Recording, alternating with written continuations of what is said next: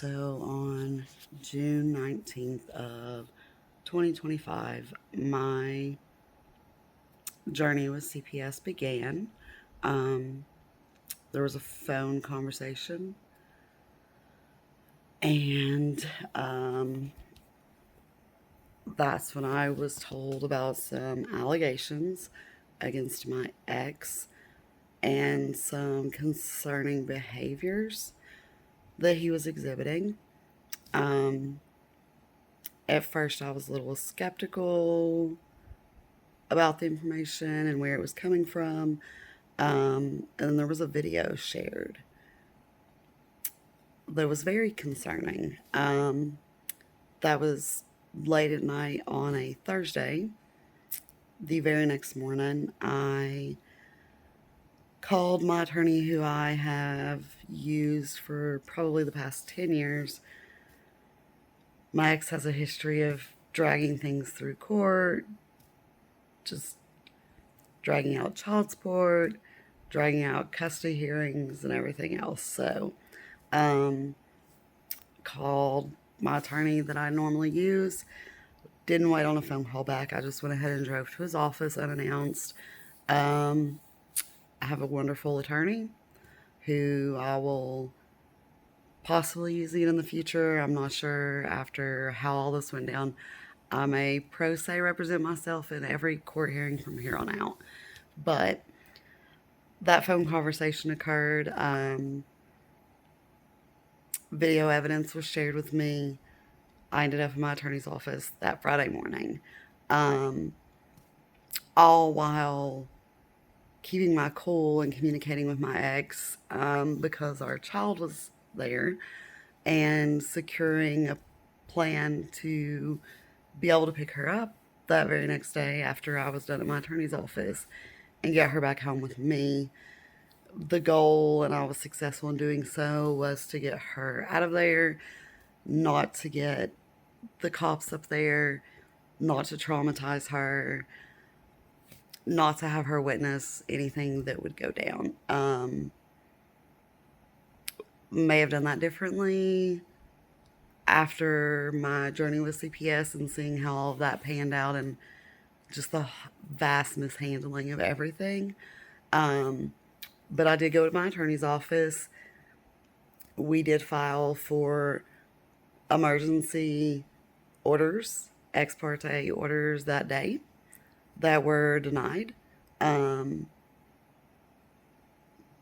Not sure why. Video evidence wasn't submitted, but details of that video were outlined in that petition. That was denied. I was told to, judge recommended that we report to CPS,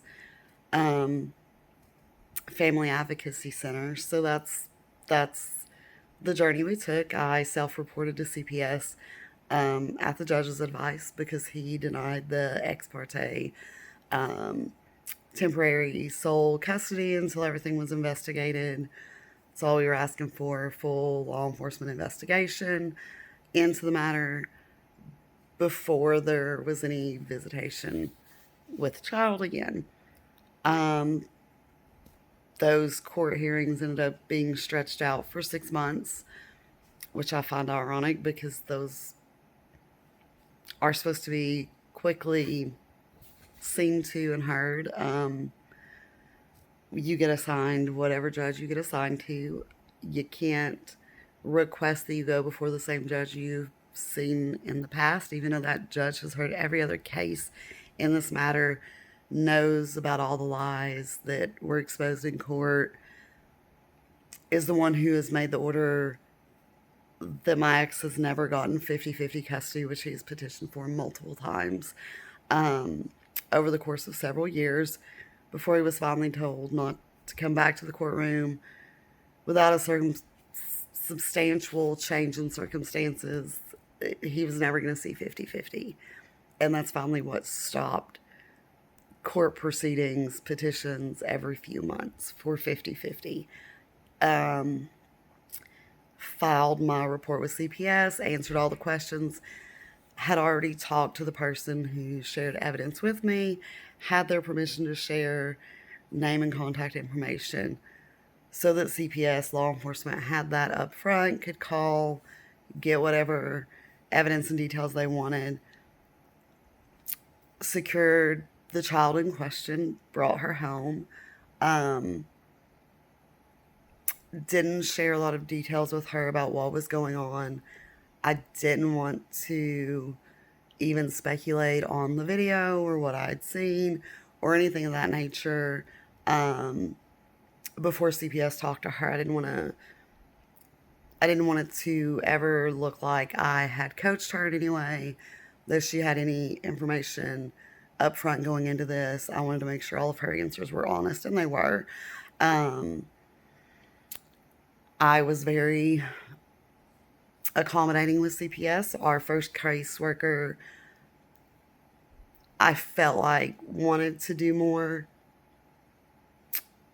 but there's a lot of legal red tape when it comes to things of that nature. So I accommodated them. It was during summer. I left work early, accommodated them to come to my home, meet with this child, do their interviews at my house, took my youngest child upstairs so that the initial interview could be done without me, standing in the room, overhearing every little thing that was said. Caseworker was very honest with me, showed her the evidence that I'd found on my child's phone to support what this video showed. She expressed concerns with the allegations regarding weapons and a concern for, is there an immediate danger? Is there, a possibility of something going on? Unfortunately, the video evidence we had, the child wasn't there when it was taken, but there were eyewitness accounts to similar incidences that occurred when she was there. I expressed my concerns with, is the alleged abuser going to be able to have access to this child to manipulate her, use fear tactics to his advantage to get her story to change over time? And that's ultimately what ended up happening after court got drug out for 6 months. That case ended up getting closed with a safety plan. Not sure why we do a safety plan and we don't share that information with the other parent. I was told it was a HIPAA violation by the caseworker in text message when I requested a copy of the safety plan. How do I know if that safety plan is being violated? How do I know if it's something that I need to report if I don't even know what the details of that safety plan are? It's regarding my child. I'm her parent. I feel like all parties should have a copy of that. Any parent, any guardian should be able to obtain a copy of that. How do we ensure that our children are safe if we can't even get a copy of that? That case was closed. There were a lot of other court hearings going on because by this point I had spent days going to Family Justice Center. I tried to get law enforcement to let me file my own police report. Couldn't do it because the other party involved with this evidence had filed their own report and had mentioned this incident with the child in that report. Therefore, it had been reported. Even with the video evidence, law enforcement said they couldn't prove intent. I've seen the video. Lots of attorneys have seen the videos. At least one judge has seen the video. I'll go into that in more detail. I don't know how Jared Effler's district attorney's office in Claiborne County, Tennessee, tried to say that they couldn't prove intent on this video. I would love to show that video in front of a grand jury and get their opinion on that and whether or not charges could be filed. That would be an interesting scenario to see, in my personal opinion. Would love that day just to let it be seen, just to get their opinion whether we pursue charges or not, just to see what they think. Case was closed. lots of other court hearings going on. I had gone to the Family Justice Center at my attorney's advice, at the initial judge's advice, filed my own order of protection request. That was denied because now we were tied up in family court. So that's where all of that was going to get addressed. We had a court hearing coming up in a few days. Alleged abuser hadn't seen his child, hadn't contacted her, hadn't requested to see her, hadn't exercised any visitation rights, didn't do so for 6 or so weeks, hadn't seen his child since CPS became involved. Child openly admitted that she didn't miss him, didn't bother her. I told CPS this was not new behavior. This has been going on for years. It just has never been worth fighting in a family court system. It's a waste of money. It's a waste of time. The judges just don't really listen. They don't really weigh in that evidence. If you donated DNA to your child, you have rights to that child. Even if you're not following the orders, even if you're evading child support, even if you're in arrears for years, they just don't care. So CPS knew. CPS knew that there were other issues going on. There were other situations. I had documented evidence of emotional, psychological abuse. Obviously, her wounds aren't visible. They're not bruises. They're not cuts. They're not scrapes. CPS knew. They closed the case with a safety plan. All weapons were supposed to be secured and put away properly and not laying around the living room. There was photo evidence of that from the minor child's phone. Photo evidence, innocent photos the child had taken of the pets that were at this house. The child had taken of new shoes or things she was doing in the home. And weapons were laying around in the home. It was stated that those weapons were there because of a coyote issue, which leads me to believe they were ready to use. Next issue with alleged abuser testified to that.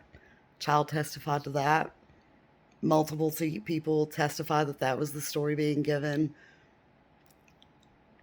How do you not have intent with a video when the alleged abuser themselves admit that those weapons were there for the sole purpose of a coyote issue? So, court case is closed. CPS closes it. We're not going to do anything with this safety plan. Then comes the order of protection hearings. My own came about. Was not allowed to play the video evidence because it wasn't mine. Child wasn't there. Threats weren't made towards me. That manipulation stopped years ago because it didn't take my ex and some of his family members very long to figure out that I would not lay down and take it, that I would call you out, that I would stand my ground. So I don't really get a whole lot of threats. I don't get the threats of being taken back to custody court anymore. I don't get the whole manipulation, text anymore, and communication anymore because they just didn't do any good with me. And I made that known very early on.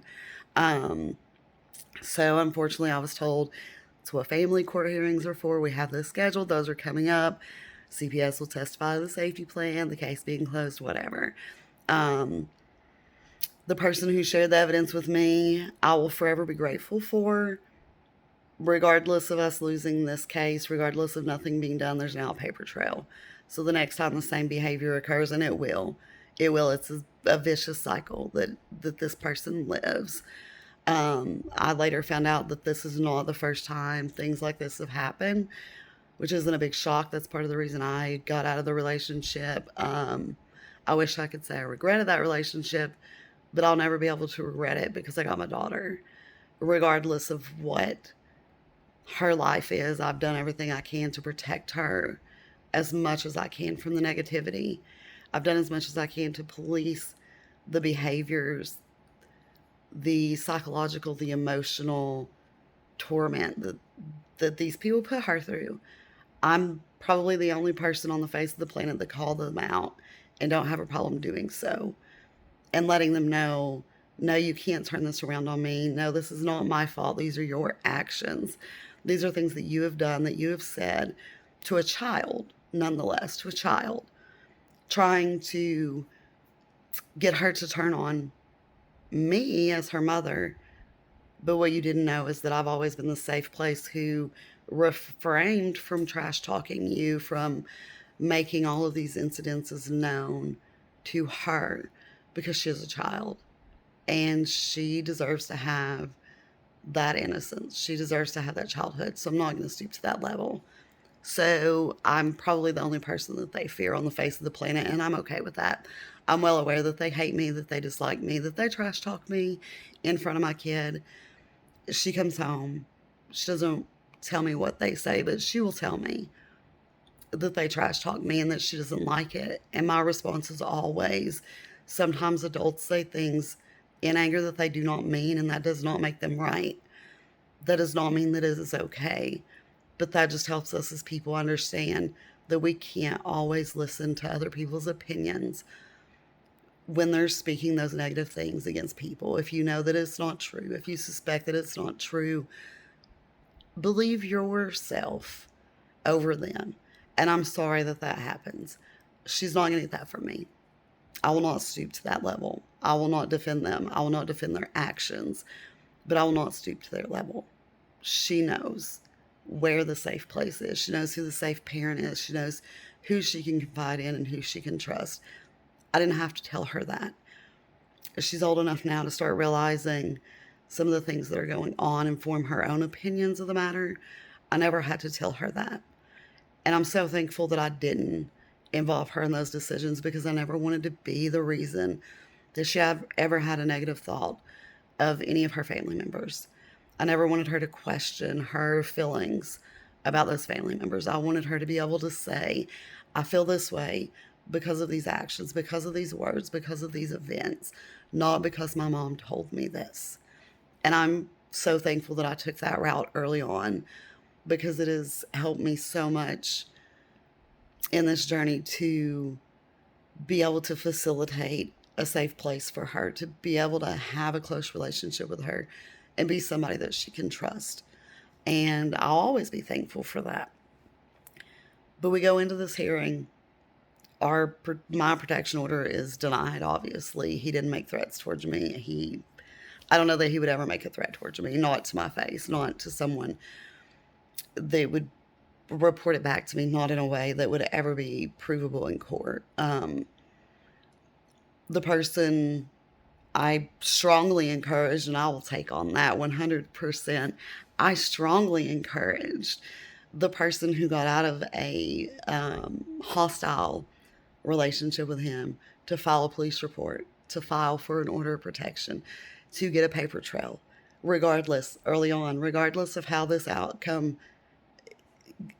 comes out, how court goes, because I knew it was family court and my odds were stacked against me.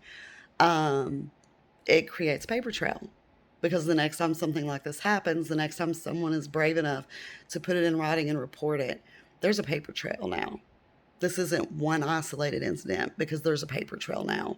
And I hope he keeps that in mind for the rest of his life, that the next time someone goes to file another paper trail, there will already be one there. There's already going to be one there. It's only going to strengthen the next person's case when they file something similar. And I think that's an absolute 100% win. So I absolutely 100% encourage this person to do these things. I offered to be there every step of the way for emotional support. I offered to help her navigate things. 100%, 100%. Never forced her into any of it. Never made her feel like she was pressured into it. But I talked rationally to this person. I encouraged it 100%. I shared a lot of details from my own personal relationship with this person, with her, and she followed those reports. So I love the fact that there's a paper trail, because if anything ever happens again like this, there's a paper trail. So hopefully he eventually gets charged with something. He's evaded a lot of charges since I've known him. So would love nothing more than to see someone get held accountable for their actions in this scenario. Goes in for her order of protection. He hasn't made threats since she fled and moved out and moved away from the situation. So that's denied. But she's given a no contact order. Got it. Um, that's the day that this particular judge viewed the video evidence that we've been trying to get to him for a couple of months now. Um, and he saw the video evidence. In fact, I think he watched that video on her phone. How I wish he would have played that on the big screen in the courtroom. Didn't get that. He watched it from his desk on her phone and probably replayed it about 5 or 6 times from where I was standing and watching his finger hit the play button on her phone. And he was paying very close attention to how this weapon was being held, where it was being aimed, pointed to. I won't get into many details about what sort of weapon this was. It doesn't really matter. And he saw enough concerns to order CPS to reopen the case they had closed with a safety plan. He actually didn't initially do that. He actually initially ordered that we be in the court within a week, and my ex's attorney kept filing motions to have this case thrown out, to, disregard this. It's false allegations. And the judge finally got livid enough to say pretty much no. And this is my take from what I gathered from my attorney, because I, once again, had a private attorney handling this, pay him good money to handle this. So I don't know about all the responses, the petitions that get answered. I don't know all the in-depth information on that, just what he's sending me corresponding. I trust him to handle things. He's handled multiple things for me. From my understanding, there were multiple things filed to have this thrown out. Didn't want any of this looked at, didn't want this going to court. Grasping at every straw to keep this at a family court. Judge finally said, no, I told you I wanted to see this in court. I want to get this case heard. Fine, let's just go ahead and order CPS to reopen this case and reinvestigate. Which is where Jeremy, I have real abuse to investigate Crenshaw with Blount County Child Protective Services comes in.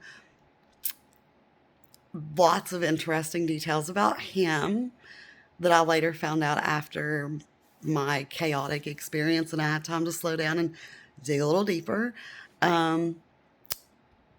He orders this to be reopened, and we have a status hearing in a week, less than a week. I think it was 6 days or something of that nature. Don't hear anything. Keep waiting. Have already told my boss at work this is coming. My attorneys told me this is coming. Probably going to have to leave work early, accommodate some visits.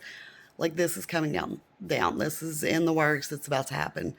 A couple of days pass by. I'm like, we have a status hearing in a few days.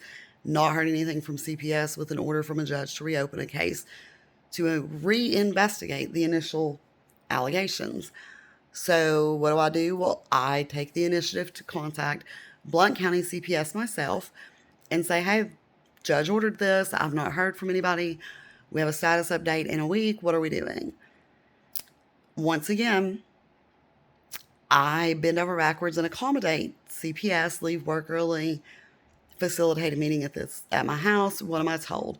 Judge to sign an order for you to reopen this case to investigate the allegations surrounding this video. The same allegations from the case you closed with a safety plan. Well, Mr. Jeremy Crenshaw shows up, and initially I thought, okay, he seems like a pretty reasonable guy, no issues. And then he starts talking to me, which was interesting. He didn't even talk to my child on this day. He came to my house, he talked to me, talked to her.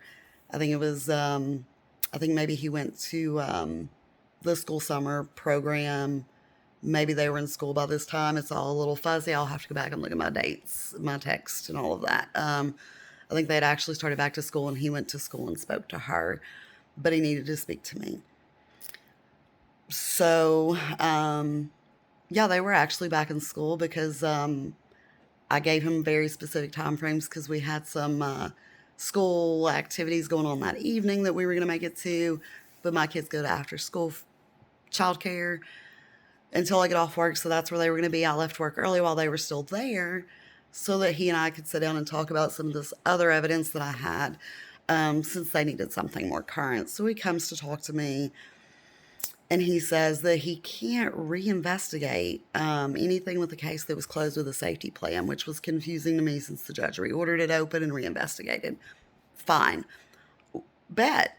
I got all kinds of documentation evidence of years worth of verbal, emotional, psychological abuse that these people have dealt out to this child for the sole purpose of destroying her little soul. And they get very irritated when I call them out and I police that behavior and I refuse to allow it to go on. And I mean things like taunting her about her last name because her last name is not the same as her father's because he's not even on the birth certificate, even though there's a court order from 10 years ago. At his request to be added to that birth certificate, he was told to take his petition, his court order. I did not contest it. Did not one time contest him being added to the birth certificate or her last name being changed. She was about 2 years old when that court hearing occurred, about a year and a half, 2 years. Did not contest it. He was told by the judge the fees were his problem and he needed to take his court order, submit all the paperwork to the state, have his name added to the birth certificate and her last name changed. To this day, this child is in middle school now. To this day, his name is not on her birth certificate and her last name is not changed. Some of the things this child has endured that I shared openly with CPS, sent them the evidence, sent them the text messages over the years, not just proving recent events, years worth that no one ever cares about. Family court systems don't care about it. CPS doesn't care about it. Years worth of evidence taunting her over her last name. I won't say the last name, but things like, there's no last name blood running through you. Taunting her about her weight. You're getting chubby. You need to eat less calories. This is a 9-year-old child, mind you. Shouldn't even know what calories are. Shouldn't even know what carbs are. You don't go to her pediatrician appointments. You don't voice those concerns there. You don't ask the pediatrician those concerns. You don't hear what they have to say, but you want to tell this child that she's chubby and needs to go on a diet. Trash talking me, calling me bad names. She's well aware that they do not like me. I'm okay with that, and that's what I tell her. I do not care what lies they spread about me. I do not care what they say about me. I do not care what they think about me. I do not give them the real estate in my mind to care because I do not care. The people who know me know it's lies. The people who don't know me and believe they're lies, that's on them because you shouldn't take someone's word, especially when it's in regards to an ex. Just don't take their word for it. If it's all negative, it's probably lies to cover up their own faults. So I don't care. I've never cared. There's no skin off my back. I've told both of them that to their face. You can hate me the rest of your life.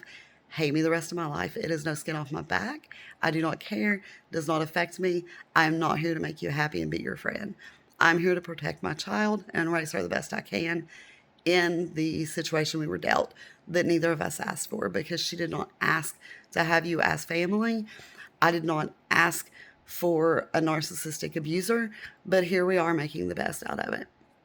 Shame on me for believing your lies for as long as I did and not seeing the red flags. Shame on me for never dealing with that situation before in my life, and letting myself believe that it was just life stresses, that you would do better. You were just going through a bad time. Because, yeah, I probably should have left that relationship sooner, but I do not regret staying as long as I did because I will never regret my child. I love my child. She's the best thing that came out of that relationship. The only good thing that came out of that relationship is her.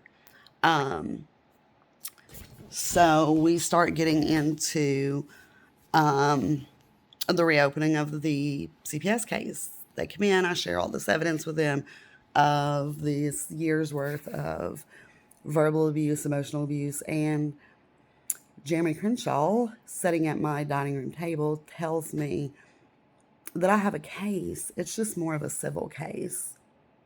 And we'll get into my thoughts on that in more detail in some future videos that I do breaking this all down. Um, he needs something more recent because, something that's happened within the past 3 to 6 months isn't recent enough. Mind you, this man hadn't seen his child in nearly 2 months and used litigation as an excuse for not contacting me about seeing her, even though I asked him what dates he wanted to get her again. If he was going to get her again, never got a response, never asked him again. Not my place to babysit you and ensure you see your child. Um, Needed something more recent. Had a case, it's a civil case. Child abuse is never a civil case. Just because you don't see bruises and cuts and scrapes and physical signs of abuse does not mean that there is not psychological and emotional abuse going on. It is still child abuse. It is still very much concerning. It still causes lifelong health issues. Just because you can't see those scars and those wounds does not mean they're not there. Strike number one, Mr. Jeremy Crenshaw. Um, so as he's leaving, I ask him, can I expect to see you again next month? Because I already know that a CPS is required to do monthly safety checks on any child with an open case. No, we're probably going to close this case. Oh, can you do that under a judge's order? He got really sick and tired of my questions that day. Walking down my sidewalk, he told me he had real abuse to go investigate and that he would have to get with his supervisor. I hear nothing. This is September at this point. I hear nothing. Come October, my youngest has now broke her leg in a wheelchair, non-weight bearing, had surgery and pins placed. He calls me last minute after a camping event with the child in question and calls me on the phone. Don't answer. I'm at work. I send him to voicemail. He immediately calls me again and then he texts me and wants me to call him. So I call him back. He wants to do a safety visit last minute. I tell him it's not a good time. We just got back from this camping trip. I have sleeping bags hanging up to dry, camping equipment out that I need to get dried, cleaned, put away, stored away. Kid broke her leg. It's been raining. There's muddy wheelchair tracks all through my house because this child has decided to go four-wheeling in my front yard. He's very pushy, very bullying. So I finally give in. Oh, it's only going to take a few minutes. I finally give in. I'm like, fine, whatever. Come by, do your visit, go away. He does. I ask him then, can I expect to see you next month? Because once again, I know you have to do monthly visits with these children with an open CPS case. I'm not sure. I'll have to get with my supervisor. I learned pretty quick then that he's shady, he's pushy. I'm not going to have any phone conversations with you. You will communicate with me via text and email because I need a paper trail at this point, right? November rolls around. Once again, contacts me with a 30-minute notice wanting to do a home visit. Calls me. I don't answer. Calls me again. I don't answer. He texts me. I'm on my way to pick up my children from after school care from work. Okay, I'll text you when I get home. I'm sorry, but 30 minutes, I feel like that's a reasonable amount of time for me to respond to your text.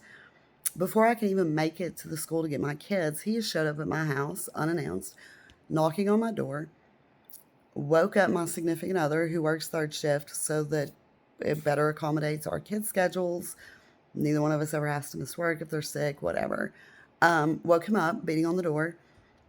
So I get a phone call from him telling me that my friend from CPS showed up wanting to do a safety visit, and he told him that I wasn't home yet, that I would probably be home in a little bit. And I told him, I said, I can't even do it tonight. The girls have after school stuff going on. We had already had all these plans for stuff. I just can't accommodate a 30-minute notice. So I text him, and I'll share those texts openly. And I pretty much tell him, I can't meet with you tonight. He needs to get his November visit in, and this is pretty late into November, right before Thanksgiving. Has to get it in. Has to see this child. I said, okay, well, she's leaving to go to her dad's in the next couple of days. I'm not going to be able to accommodate a short notice. she's not going to be back until December, depending on if he brings her back early or he actually keeps her for all of his scheduled visit time. Not really sure, still waiting on a response.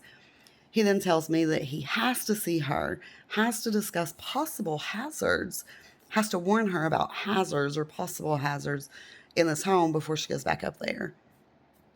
Red flag number two: if there's possible hazards, why are you not doing something about it? Your CPS, that's your job.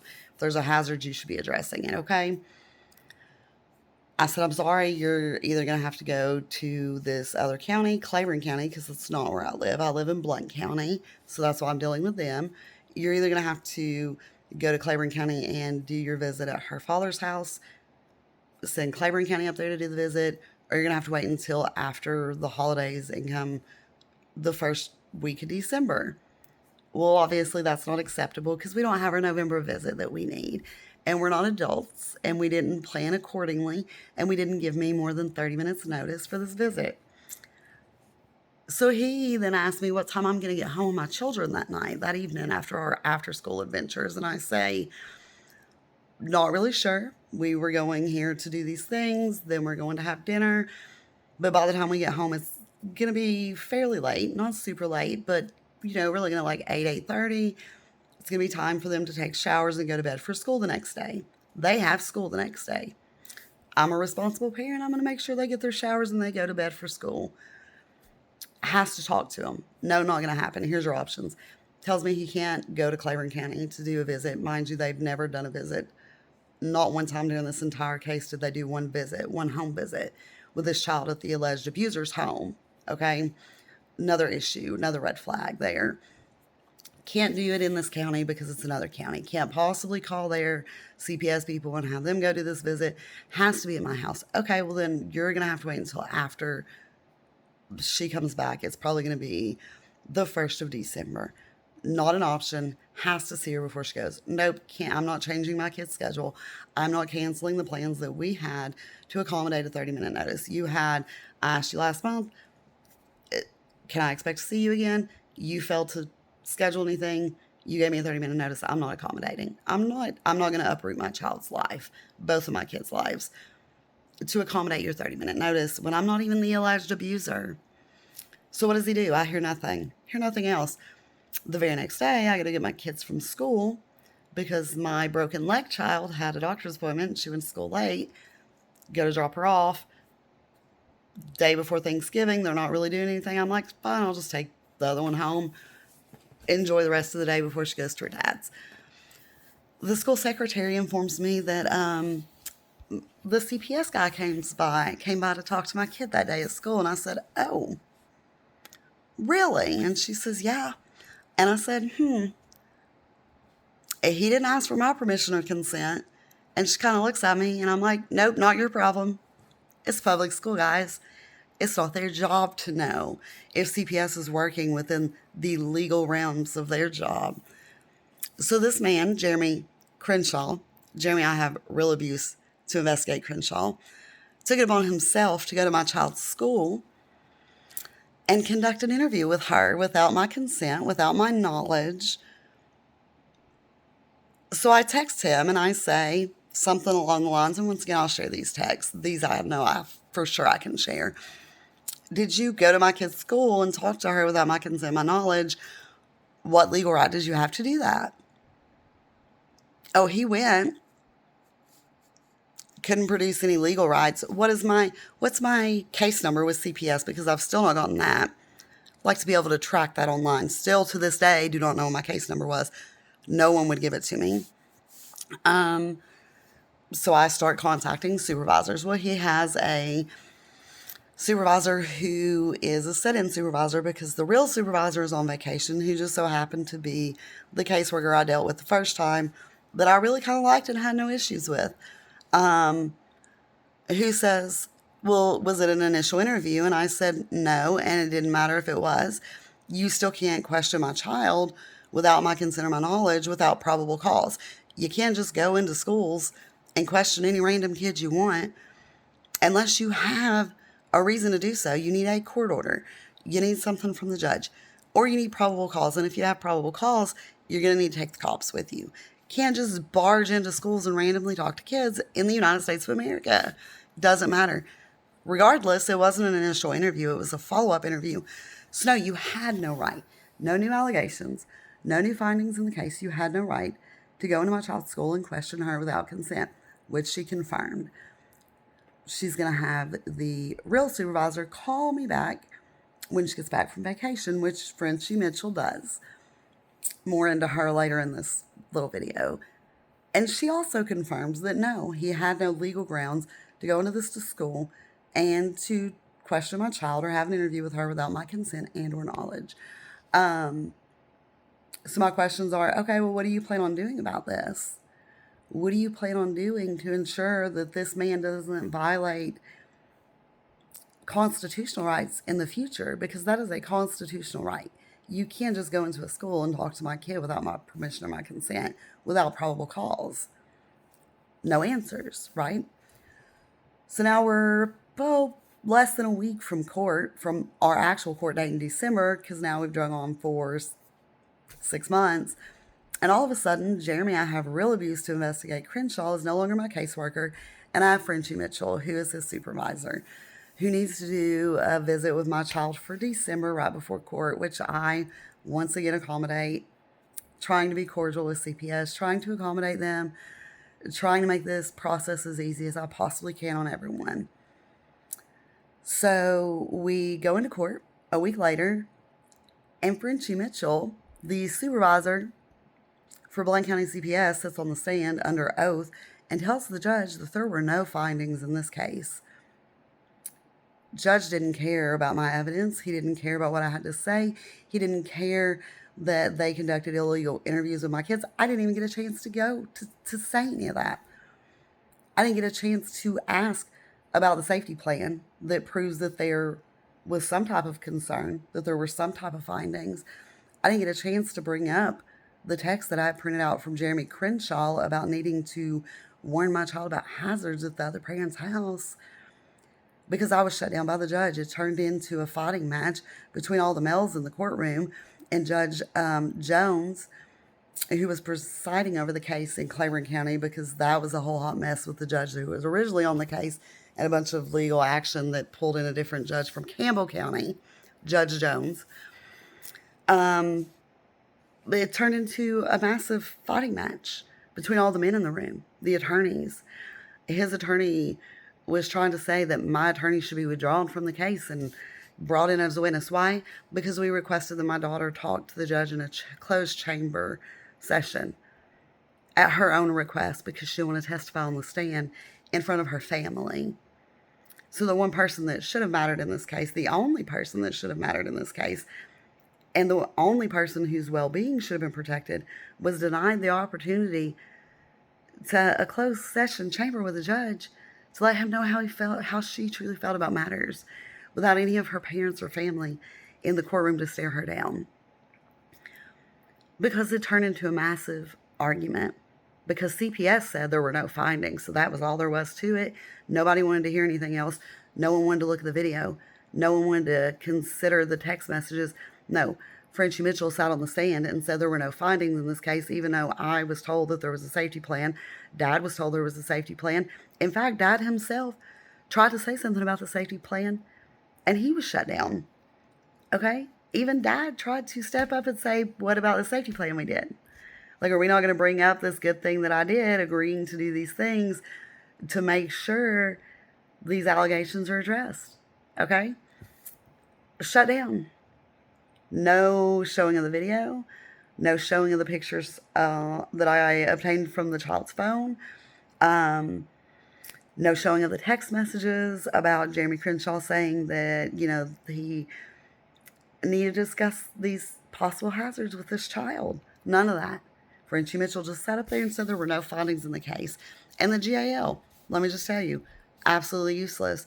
I do not understand why kids are given their own attorney when you are the judge in the matter, and it is your sole responsibility to ensure that these children's safety and well-being are the only thing that these judgments are made on. It's all about these kids, their safety, their well-being,